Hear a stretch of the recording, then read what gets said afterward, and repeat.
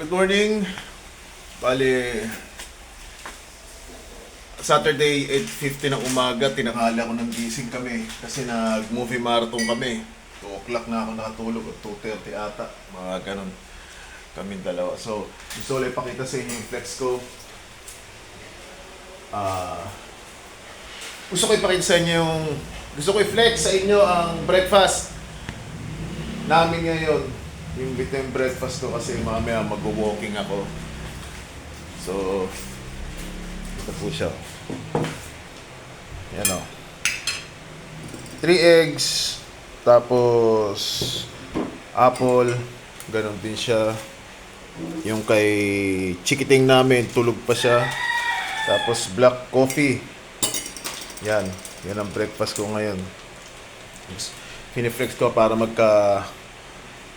pinapakita ko sa inyo para magkaroon kayo ng idea kung ano yung mga kinakain ko, saka yung mga calorie deficit. Yan. Tapos mamaya namang tanghali, ito naman ang pot holder natin. Ito naman yung pananghalian natin. Yan. Adobo, papakuluan niya pa yan eh. Pagkas pakuluan, iprito, tapos balik niya sa baba. Kasasalang pa lang. Tapos ang ipapartner natin dyan ay ito. Yan. Yung hilaw na saba. Yan po. Itong itlog naman, di naman masama to. Kahit 10 itlog pa yan. Basta wag niyo lang kakainan ng carbs. Hindi masama yan.